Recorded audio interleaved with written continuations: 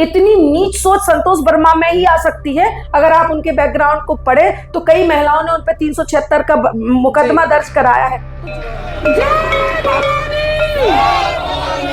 ब्राह्मणों को गाली दो और देश में बवाल करवाओ और हम फेमस हो जाएं। और यहाँ नहीं रुके संतोष वर्मा जी, और उन्होंने इसके आगे कह दिया जो शायद उनकी कोख को कलंकित कर गया। अंबेडकर हमारे पूज्य है, सम्माननीय है, पर उनकी विरासत में ये कहीं नहीं लिखा कि आप उनकी आड़ लेके सवर्णों को गाली दो। बिल्कुल। इस संतोष वर्मा की इस निम्न स्तर की सोच का जो लोग समर्थन कर रहे हैं वो एक बार अपनी गरेबान में झांक कर देखें। गलत ये थी, उनकी मानसिकता गलत थी, उनके शब्द गलत थे, उनकी भाव भंगिमा गलत थी, उनके अंदर का वो जहर प्रकट हो रहा है। उनका डिफेंस करना मतलब कहीं ना कहीं अपने विवेक पर शक करना। संरक्षण है भारतीय जनता पार्टी का संतोष वर्मा को। अगर संरक्षण नहीं होता, ये पूरा इनका एजेंडा है। जो हमारे देवी देवताओं को नहीं छोड़ते, उनको गाली देते हैं, ब्राह्मणों को गाली देते हैं पद पे रहने के बाद। मोहन सरकार से, मोदी सरकार से पूछना चाहती हूँ कि आपकी पूर्ण बहुमत की सरकार है, ऐसे आताताइयों को, ऐसे राक्षस सोच रखने वाले लोगों को आपने अभी तक निलंबित क्यों नहीं किया? अभी हाल फिलहाल में हुए अजाक के कार्यक्रम में आईएएस संतोष वर्मा की एक तीखी टिप्पणी से पूरे ब्राह्मण समाज में आक्रोश का माहौल है। उन्होंने अपने उस कार्यक्रम में कहा कि रिजर्वेशन खत्म करने की बात तब तक नहीं कही जानी चाहिए जब तक ब्राह्मण अपनी बेटी हमें दान में ना दे दे, यानी ब्राह्मणों की शादी दलितों से ना हो जाए। इस पूरी टिप्पणी से ब्राह्मण समाज में गुस्से का माहौल है। और इसी बीच मध्य प्रदेश कांग्रेस कमेटी की एक सदस्य दीप्ति पांडे जी भी हमारे बीच है। इस पूरे मुद्दे पर जानेंगे क्या है ब्राह्मण समाज हमसे आज इस मुद्दे पर कहना चाहता है। तो नमस्कार दीप्ति पांडे जी, कैसे हैं आप मैम? ठीक है। अभी जो आईएएस संतोष वर्मा जी ने कहा है इस पूरे मामले पर, क्या कहना है ब्राह्मण समाज का इस चीज पर? देखिए, निश्चित तौर पे अगर हम संतोष वर्मा जी के पूरे बयान को देखते हैं और समझते हैं तो ये बेहद निंदनीय शब्दावली का उन्होंने उपयोग किया है और स्तरहीनता की पराकाष्ठा को पार किया है। बहन बेटी किसी भी समाज की हो, किसी भी धर्म की हो, किसी भी संप्रदाय की हो, ये वो बेटी है, ये वो बहन है, ये वो माँ है जो सृष्टि की रचयिता है। सृष्टि जिससे थमी है, सृष्टि जिससे चलायमान है, वो सृष्टि नारी के बिना अधूरी है। हम अपनी अंतरात्मा में झांक कर देखते हैं और अपने घर में निहारते हैं तो एक माँ हमें जन्म देती है, एक बहन हमारा साथ देती है, पत्नी आती है, जीवन भर निर्वाह करती है, बेटी होती है, आंगन में उसकी हंसी गूंजती है और ये जीवन स्वर्ग बन जाता है जी। उन बहन बेटियों के लिए संतोष वर्मा जी के जो शब्द है बेहद निंदनीय है और इनकी कड़े शब्दों में पूरा देश, जो भी बुद्धिजीवी वर्ग है, वो निंदा कर रहा है। अगर हम उनके शब्दों पे गौर करते हैं तो कुछ शब्द तो हम अपने मुंह से निकाल भी नहीं सकते, पर फिर भी हमें बात तो रखनी होगी। उन्होंने कहा आरक्षण, वो प्रदेश के अजाक्स के अध्यक्ष बने, अपनी सभा में उन्होंने कहा कि आरक्षण हम तब तक खत्म नहीं करेंगे या जब तक आरक्षण खत्म नहीं होना चाहिए जब ब्राह्मण हमें अपनी बेटी दान न दे दे। और यहाँ नहीं रुके संतोष वर्मा जी, और उन्होंने इसके आगे कह दिया जो शायद उनकी कोख को कलंकित कर गया जी। वो अपनी बेटी से नजर भर के बात नहीं कर सकते, लेकिन उन्होंने क्या कहा कि जब तक ब्राह्मण समाज की महिला या बेटी मेरे बेटे से संबंध ना बना ले, हमेशा से शब्दों को तौल के बोलना चाहिए। ये शब्द ही है जो महाभारत का परिणाम देते हैं जी। उसके बाद आप एक बात बताइए, अगर प्रेम विवाह है तो क्या ब्राह्मण रोकते हैं किसी को? प्रेम विवाह है, आप किसी से भी कर लीजिए, पर ये रिजर्वेशन की क्या शर्त है?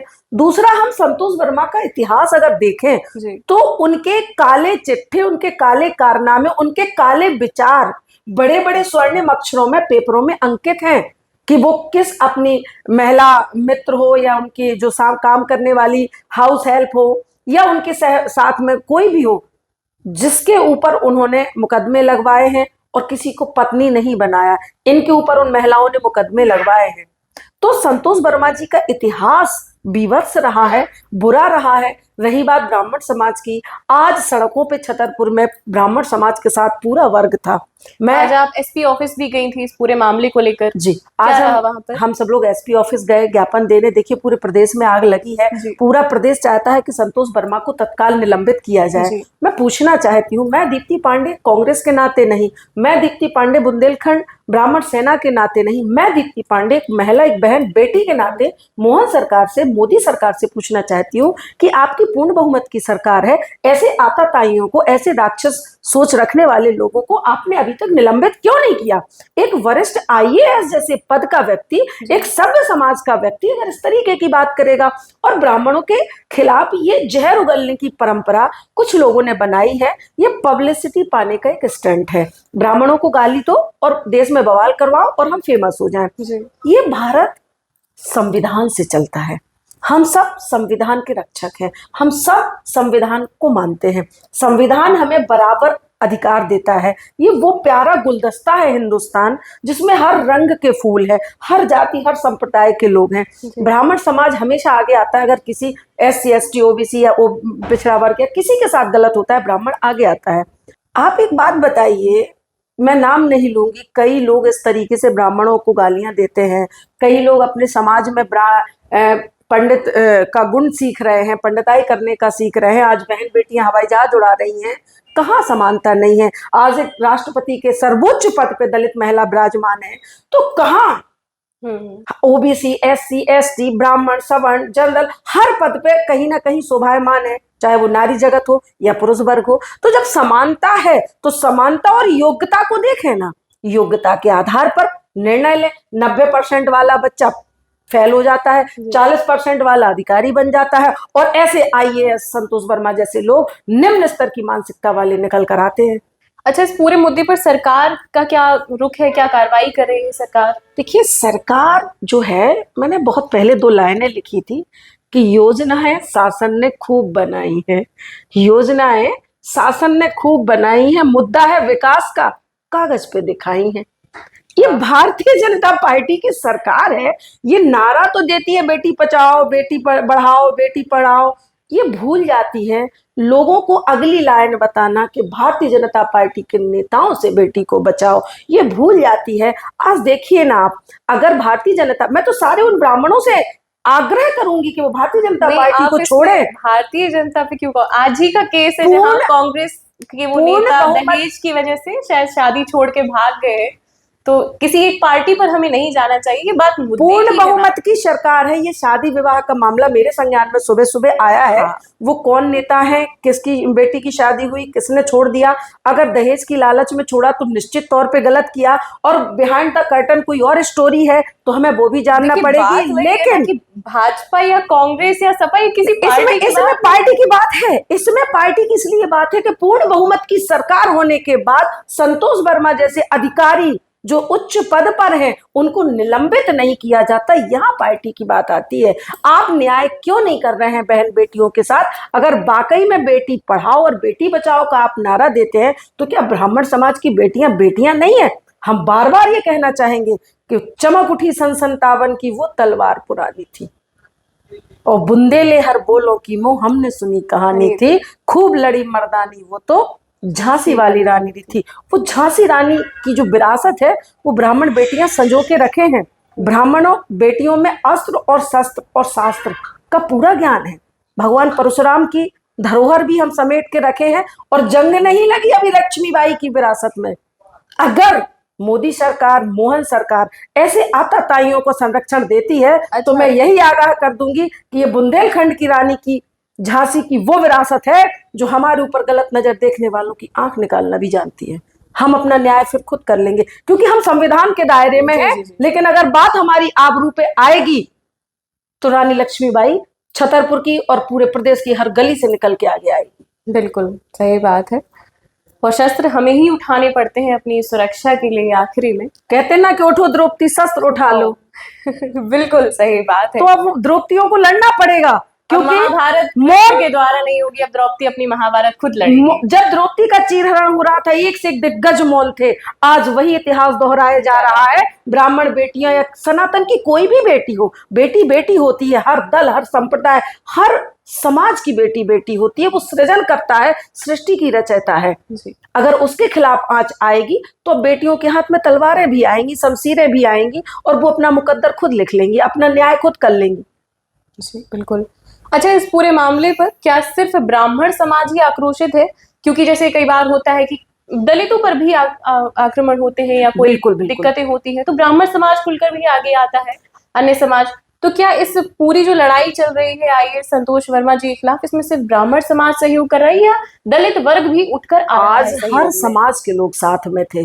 करणी सेना थी, ओबीसी के लोग थे, एससी एसटी, दलित, जहां जो विवेकशील व्यक्ति है वो सब आज हमारे साथ थे। और मैं छतरपुर के मैं सारे भाइयों को, सारी बहनों को आज आपके माध्यम से धन्यवाद देना चाहती हूँ कि एक शॉर्ट नोटिस पे, थोड़े से आह्वान पर हर वर्ग का व्यक्ति हमारे साथ खड़ा हुआ। और मैं एक बात और बड़ी गंभीर बात आपके माध्यम से पहुंचाना चाहूंगी देश के कोने कोने तक, कि संतोष वर्मा की इस निम्न स्तर की सोच का जो लोग समर्थन कर रहे हैं, वो एक बार अपनी गरेबान में झांक कर देखें, एक बार अपने आंगन में हंसती हुई मुस्कुराती हुई बेटी को देखें, एक बार अपनी माँ के उस आंचल को देखें, उसकी कोख को देखें, एक बार अपनी पत्नी की मर्यादा को देखें, कि ऐसे लोग जो हमारी कोख को कलंकित करते हैं, ऐसे लोगों का समर्थन ना करें। वो किसी भी दल, किसी भी जाति, किसी भी संप्रदाय के लोग हों। ऐसे भड़काऊ भाषणों के खिलाफ, ऐसी गंदी सोच के खिलाफ हर समाज को उग्रता से आगे आना चाहिए और इस हिंदुस्तान को संविधान के दायरे में चलाना चाहिए, संविधान की इज्जत करनी चाहिए। संविधान ये नहीं कहता कि आप संविधान की आड़ लेकर सवर्ण वर्ग को गाली दो। संविधान में ये कतई नहीं लिखा कि आप ब्राह्मणों को गाली देकर फेमस हो जाओ। संविधान में ये कतई नहीं लिखा कि वो केवल आपके लिए बना है। संविधान में ये कतई नहीं लिखा कि उसके सर्वोसर्वा केवल आप ही हैं। भीमराव अंबेडकर हम सबके पूज्य हैं, हम सबके मान्य हैं, सर्वमान्य थे। तब उन्हें नेहरू जी ने कहा, या उन्होंने मेहनत की, पर एक अकेला व्यक्ति कुआं नहीं खोद सकता। कुआं खोदने के लिए एक बड़ी टीम लगती है। और भीमराव अंबेडकर के साथ जो नींव के पत्थर हैं, हमें उनका भी स्मरण करना पड़ेगा। और ये केवल अकेले एक व्यक्ति की देन नहीं, ये स्वीकार करना पड़ेगा। अंबेडकर हमारे पूज्य है, सम्माननीय है, पर उनकी विरासत में ये कहीं नहीं लिखा कि आप उनकी आड़ लेके सवर्णों को गाली दो। बिल्कुल। अच्छा, जैसे आईएएस संतोष वर्मा ने जो भी कहा है इस पूरे, उस पर मान लीजिए, चलिए एक बार के लिए सोच लेते हैं कि उनके शब्द या उनकी कहने की शैली गलत हो सकती है, पर क्या जो बात का प्रमुख भाव है कि ब्राह्मण लड़की और दलित लड़का, तो क्या अगर इच्छा से ही ब्राह्मण लड़की शादी करना चाहे, तो क्या ये जो पूरा ब्राह्मण समाज आज एसपी ऑफिस के सामने विरोध करने के लिए खड़ा था, कि उस लड़की के सहयोग में खड़ा होगा? भैया आप किस जमाने की बात कर रही हो? किस जमाने? आज ही का शायद न्यूज़ आप बताइए। भीमराव अंबेडकर जी की पत्नी कौन थी? नहीं, ब्राह्मण समाज सहयोग करेगा इस चीज का? प्रेम प्रसंग में ये जमाना, ये इतिहास गवाह है कि प्रेम प्रसंग जब होते हैं तो कोई कुछ नहीं करता है, स्वेच्छा से लोग सहयोग करते हैं। तो ये जो ब्राह्मण, देखिए, ये जाति उस भाव का समर्थन करता है जो उनके, ठीक है, शब्दावली हर चीज उनकी गलत थी, हर चीज गलत नहीं थी, गलत ही थी, गलत ही थी। उनकी मानसिकता गलत थी, उनके शब्द गलत थे, उनकी भाव भंगिमा गलत थी, उनके अंदर का वो जहर प्रकट हो रहा है। उनका डिफेंस करना मतलब कहीं ना कहीं अपने विवेक पर शक करना। तो दुनिया का जो भी विवेकशील व्यक्ति है वो गलत ही मानेगा। गलत मतलब गलत। और मैं आपको बताऊं, बहुत सारे लोग इस छतरपुर में भी ऐसे मौजूद हैं जो हमारे देवी देवताओं को नहीं छोड़ते, उनको गाली देते हैं, ब्राह्मणों को गाली देते हैं। पद पे रहने के बाद वो पद पे रहने के बाद ये भूल जाते हैं कि वो उन्हें लोगों ने जब चुना होगा तो उसमें सवर्ण वर्ग भी होगा। और आज वो उन्हें खुले मंच से गरे आते हैं, देवी देवताओं को गाली देते हैं। तो ये देश जो जहर की ओर बढ़ रहा है, सामाजिक जो लड़ाइयां बढ़ रही हैं, मैं चाहती हूं कि सारे लोगों से एक ही निवेदन है कि जातिगत जहर को ना बढ़ाएं। जो गलत है वो चाहे किसी धर्म का हो, किसी भी जाति का हो। और अगर आप मुझसे भी कहा जाए, अगर आप मुझसे परिचित हो तो ये पूरा छतरपुर जानता है कि अगर ओबीसी वर्ग के साथ गलत होता है तो दीप्ति पांडे मौजूद रहती है, एससी एसटी के साथ गलत होता है दीप्ति पांडे मौजूद रहती है। हमने पूरे उसमें देखा है कि आप हर वर्ग के साथ, और अगर कहीं ब्राह्मण कालनेमी जैसे ब्राह्मण अगर गलत होंगे तो मैं उन्हें भी हाँ, गलत उनके कहूंगी, विरोध में भी हमेशा खड़ी रही है। हम उन्हें भी विरोध करेंगे, पर बहन बेटियों के साथ नहीं नहीं, अन्याय बर्दाश्त नहीं करेंगे। कोई हमारी बहन बेटियों को गलत और बोलेगा कोई भी ये हम नहीं समझदार सुनेंगे। व्यक्ति नहीं करेगा, चाहे वो आज दलित इंसान ही क्यों ना हो, आज ओबीसी एससी एसटी कोई भी होगा, वो आज आइए संतोष वर्मा के खिलाफ ही खड़ा मिलेगा, अगर वो सही सोच रखता सही है सोच तो। रखता है तो और अगर उसकी सोच खराब है तो फिर वो ब्राह्मण भी आज उनके साथ दे रहे हैं। भाई संबंध बनाना किसे कहते हैं? इतनी नीच सोच संतोष वर्मा में ही आ सकती है। अगर आप उनके बैकग्राउंड को पढ़े तो कई महिलाओं ने उन पर 376 का मुकदमा दर्ज कराया है। तो जिनकी मानसिकता ही इतनी गंदी है, वो अपनी कोख को कलंकित कर गए ये शब्द कह के। और सोचिए वो एक आईएएस जैसे पद पर है, सोचनीय बात है एक तरीके से। भारतीय जनता पार्टी के नेताओं की आप कहेंगी बात कर रही हैं, अगर हम बात कहेंगे वो कहेंगे नेहरू जी कर गए। अरे नेहरू जी को जो करना था, अच्छा बुरा जैसा किया उस समय देश काल परिस्थितियों के अनुसार उन्होंने किया। अब तो पूर्ण बहुमत की सरकार है भैया, अब तो आप हर हर मोदी, घर घर मोदी का नारा लगा रहे, तो हटाओ। और क्यों नहीं संतोष वर्मा को, क्यों नहीं ऐसे लोगों के सरकार खिलाफ के द्वारा कार्रवाई नहीं की जा रही इस पूरे मुद्दे पर। संरक्षण है भारतीय जनता पार्टी का संतोष वर्मा को। अगर संरक्षण नहीं होता, ये पूरा इनका एजेंडा है, देश में आग लगाओ, जाति के आधार पे बांटो, धर्म के आधार पे बांटो, ये बांटने का एजेंडा है। मोदी जी ने बहुत अच्छे से, मैं बताऊं, सिर्फ एक ही किताब पढ़ी है अपने जीवन में, और वो है हिटलर की जीवनी। हिटलर की जीवनी को इतना आत्मसात किया हमारे प्रचार मंत्री ने। मैं उन्हें प्रधानमंत्री कहने में संकोच होता है, देश के सर्वश्रेष्ठ पद पे हैं, प्रधानमंत्री हैं, पर कई बार उन्हें देख के लगता है कि वो तो प्रचार मंत्री हैं, परिधान मंत्री हैं, दिन में 4 बार कपड़े बदलते हैं, उनकी विदेश नीतियां फैल है, नमस्ते ट्रंप भी नमस्ते ही हो गया, सारे लोग आंख दिखा के चले गए, आपकी विशेष नीति असफल हो गई, आपकी सारी नीतियां असफल हैं। तो केवल कबूतर का एक एक पंख खींचकर उसको कुछ दाने डालकर लोगों को बता रहे हैं कि भाई महंगाई चरम पे है, आपके पंख नोच लिए गए हैं और कुछ दाने डाल दिए गए हैं, तो वो पीड़ा। अच्छा, तो आपका कहने का, चलिए बेटी वाले पे बात करते हैं, मोदी जी से रिलेटेड। तो आपने का कहना है कि उसे उनकी कहने की बातें हैं, तो क्या हमने इसका एक एग्जाम्पल ऑपरेशन सिंदूर में नहीं देखा था? उन्होंने बेटियों को ही आगे किया था। देखिए मोदी जी ने आगे नहीं किया, ये हमारे देश की गौरवशाली वो परंपरा है कि वो बेटी अगर सेना में ना होती, अगर उसके पिता ने उसको पढ़ाया ना होता, अगर उसमें हौसला ना होता, तो वो सेना में कहां से होती? वो बेटी सेना में मोदी जी के कारण नहीं आई, बिल्कुल बात, वो योग्यता से आई, वाली बात वो उसमें योग्यता थी। और उस ऑपरेशन सिंदूर का तो मोदी जी ने प्रचार किया, प्रसार किया, भाई खुद सेना की ड्रेस में आ गए।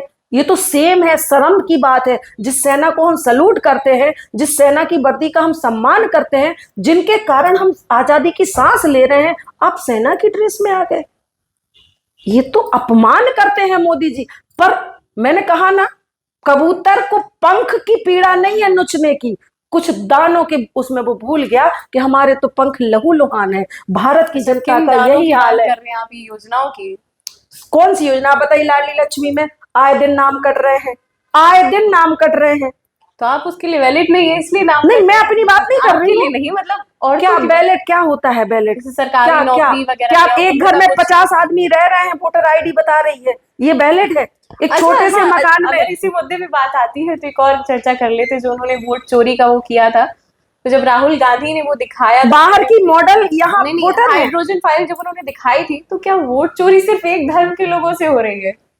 एक घर नहीं, छतरपुर में कांग्रेस की बात ही कर रही हूँ। वोट चोरी का जब अगर मुद्दा उठ रहा है, तो जब अभी कुछ ही समय पहले हाइड्रोजन फाइल्स कर उन्होंने बॉम्ब ब्लास्ट किया था बिहार चुनाव के समय पर, तो क्या उस पूरी वोटर लिस्ट में सिर्फ धर्म के लोग थे? हम चावल एक देखते हैं उदाहरण के तौर पे। नहीं, उनके उसमें कोई और धर्म का क्यों नहीं था? नहीं, कई धर्म के लोग हैं जो उन्होंने मेल दिखाया था, उसमें तो कोई नहीं। वो एग्जाम्पल दिए हैं, एग्जाम्पल हम सारे तो नहीं दे सकते। एग्जाम्पल तो हम चावल तो एक ही देखते कि पका या नहीं, तब पूरी हांडी का अंदाज लगा लेते कि चावल कितना पका। तो ये चावल का अंदाजा हिंदुओं से क्यों लगाया गया था? नहीं, हिंदू मुसलमान ये बात नहीं है, ये भारत में आपको फिर बताऊं, ये कांग्रेस की जो परंपरा है बहुत प्यारी परंपरा है। कांग्रेस का जो विचार है वो सारे धर्मों का सम्मान करना सिखाती है, सभी धर्मों को बराबर करना सिखाती है। राहुल गांधी जी को चर्च भी जाते हैं, नहीं वो मैं आपको व्यक्तिगत बात कहूं कि सत्ता एक है, जी। सृष्टि एक है, रचयिता एक है, आप किसी रूप में आप उसे ले लो, लेकिन इतना खूबसूरत देश। अभी आप इस बात की बात कर रही हो, न्यूज में कल पीलीभीत का एक उदाहरण था, एक युवक गाड़ी सहित तालाब में गिर जी। गया। एक मुसलमान व्यक्ति ने नाव पे बैठ के उसका हाथ तब तक नहीं छोड़ा जब तक वो बाहर ये नहीं तो आ गया। ग्राउंड लेवल वाली बात है ना, हमारे यहाँ ऐसे ही प्रेम से रह रहे हैं, कोई मुस्लिम अड़ोस पड़ोस में हम रहते हैं, कोई गर्दन थोड़ी काट रहा है। तो प्रेम और सद्भाव का ये भारत है, ये प्यारा हिंदुस्तान है। इसमें तरह तरह के फूलों के गुलदस्ते बने हुए हैं जिनको हमारे पूर्वजों ने बड़ी मेहनत करके एक सूत्र में पिरोया है। और आज हम नफरत की राजनीति, जातियों में बांटने की राजनीति करके क्यों कार्रवाई, एक तत्काल संज्ञान में लेकर उसको हटा देना चाहिए, पद मुक्त कर देना चाहिए। एक उदाहरण देती भारतीय जनता पार्टी की सरकार, पूर्ण बहुमत की ये सरकार, मैं बार बार कहूंगी। देखिए, आइए संतोष वर्मा के मुद्दे पर अपन पॉलिटिक्स को नहीं लाते हैं, ठीक है, जो भी है वो उनकी राजनीतिक पार्टियां हैं और सब अपनी राजनीति को बढ़ाने के लिए तरह तरह के पैतरे आजमाते हैं। खैर, इस पूरे हमारे एपिसोड में, हमारे इस पूरी रिपोर्ट में आपका क्या सोचना है? क्या आईएएस संतोष वर्मा ने जो भी कहा वो निंदनीय था, या आप इस पूरे मुद्दे पर क्या विचार रखते हैं? हमें कमेंट बॉक्स में जरूर बताइए। मेरा नाम है कात्यायनी मिश्रा और आप देख रहे थे पेप्टिक टाइम।